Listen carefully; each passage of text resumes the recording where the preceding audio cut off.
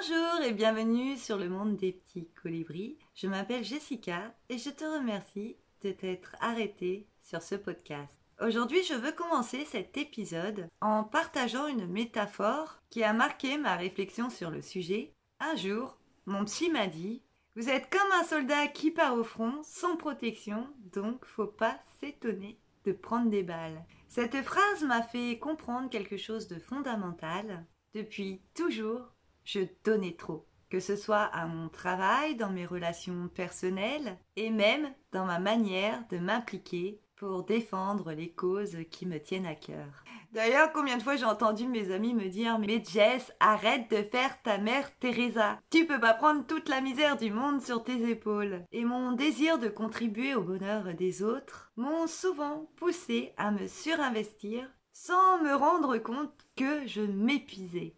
Mais j'ai appris une chose essentielle, donner sans limite peut non seulement nous nuire, mais aussi priver ceux qu'on aide de la possibilité d'apprendre, de grandir et de devenir autonome. Dans cet épisode, je vais vous partager mes réflexions et mes enseignements sur cet équilibre fragile, tout en vous invitant à réfléchir sur vos propres pratiques. Première partie, comprendre l'équilibre entre donner et recevoir.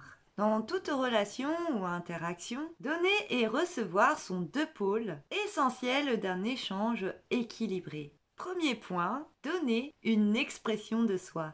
Donner, c'est souvent naturel. On donne pour aider, pour exprimer notre amour ou pour nourrir des liens sociaux. Mais quand on donne sans limite, cela peut mener à l'épuisement.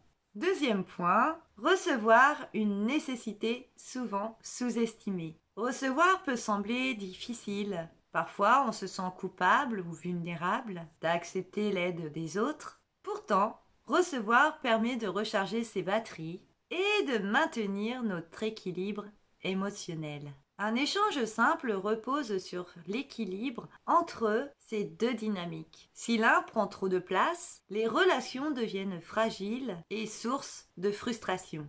Deuxième partie, les dangers d'un déséquilibre. Lorsque l'équilibre est rompu entre le donner et le recevoir, les conséquences peuvent être profondes. Premièrement, déjà pour soi-même. Donner sans poser de limites peut conduire à l'épuisement, à un sentiment de frustration ou à une perte de sens. Vous pouvez ressentir une forme de vide intérieur où vos besoins ne sont jamais pris en compte. Deuxièmement, pour les autres, aider de manière excessive peut priver ceux que vous voulez aider de l'opportunité de faire leur propre expérience. Ils risquent de devenir dépendants de votre aide ou de ne pas développer leur propre autonomie. Troisièmement, pour les relations.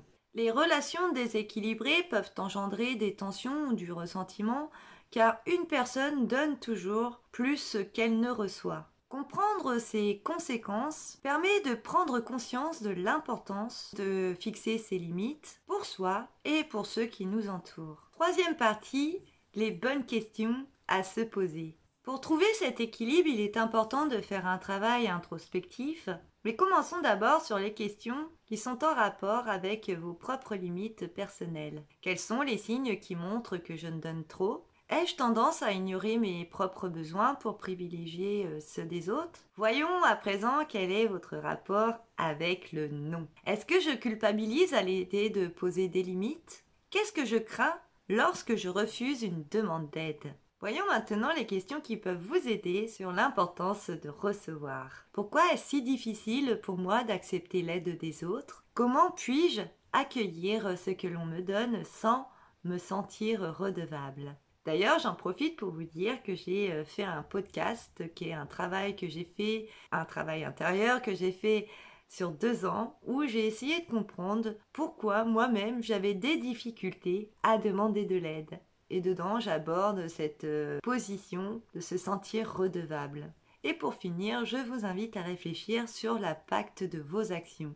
Est-ce que mon aide excessive empêche l'autre de se responsabiliser ? Comment puis-je les accompagner tout en leur laissant la possibilité de grandir par eux-mêmes ? Ces questions peuvent servir de point de départ pour réfléchir à votre propre équilibre et ajuster votre manière de donner et de recevoir. Quatrième partie, retrouver et maintenir l'équilibre. Voici quelques pistes concrètes pour ajuster et maintenir un juste équilibre. Première piste, reconnaître ses limites. Prenez conscience de vos besoins et de vos capacités. Donnez uniquement ce que vous êtes en mesure de donner sans vous épuiser. Deuxième point, encore et toujours apprendre à dire non. Dire non, ce n'est pas rejeter l'autre, mais se respecter soi-même. Prenez l'habitude de dire non lorsque cela dépasse vos limites. Troisième piste, recevoir avec gratitude. Accepter l'aide et les cadeaux des autres sans culpabilité. Cela nourrit des relations équilibrées et saines. Quatrième piste, encourager l'autonomie des autres. Aider en guidant, pas en agissant à leur place. Offrez des ressources et des conseils qui leur permettent de grandir par eux-mêmes. Cinquième partie, l'accès à l'information et à la responsabilisation. Un autre impact fondamental de cet équilibre est d'encourager les autres à s'informer et à prendre leurs responsabilités. Je suis d'avis à dire que chacun a accès à l'information, surtout à notre époque. Donc le premier point concerne donc cet accès à l'information. Donner des outils et des ressources pour que chacun puisse trouver ses propres réponses. Ensuite, je trouve que beaucoup de personnes oublient qu'ils ont des droits et c'est bien une des grandes difficultés que j'ai rencontrées ces dernières années dans le milieu du travail où justement mon côté un peu sauveuse est rentré en ligne de compte. En ayant accès à la connaissance, je me suis aperçue que beaucoup d'entre nous se laisser un peu marcher sur les pieds dans le monde du travail et c'est comme ça qu'on est témoin de nombreuses dérives et que finalement nos conditions de travail ne sont pas forcément respectées et que ça ne bouge pas. Donc ce deuxième point est bien évidemment connaître nos droits. En tant que citoyen ou salarié, chacun dispose de droits et de recours. Votre rôle peut être de les orienter sans porter leur combat à leur place. Et d'ailleurs, quand je vous dis sans porter leur combat à leur place, sachez que j'ai été lanceuse d'alerte dans une de mes anciennes entreprises où j'ai subi un licenciement abusif, où finalement j'ai défendu des salariés. De mon côté, tout allait bien, je n'avais pas besoin, donc je n'avais aucun intérêt à défendre ces personnes-là, mis à part de me dire que mes collègues étaient en souffrance et que ce n'était pas normal et malgré tout j'ai quand même été jusqu'à aller voir justement tout ce qui était syndicat et c'est moi qui a été impactée, d'où la phrase du début où je suis un soldat qui part sans protection et que c'est pas étonnant de se prendre des balles. Donc moi j'ai été licenciée.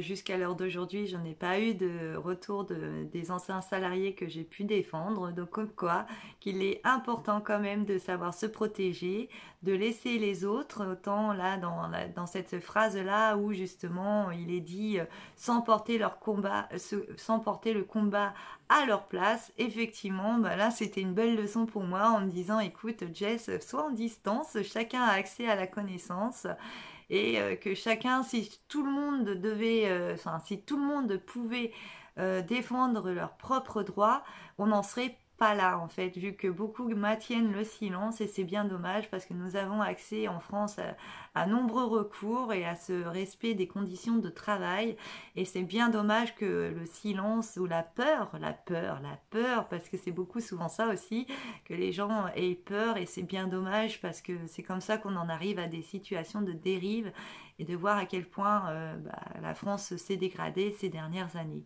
Ensuite, comme dernier point, c'est un soutien collectif. Et oui, si on cherche bien, on n'est jamais seul, d'où il est important d'inciter les gens à se tourner vers des groupes, des associations ou des réseaux qui peuvent les aider durablement. Et j'en arrive déjà à la conclusion, une invitation à rééquilibrer vos relations.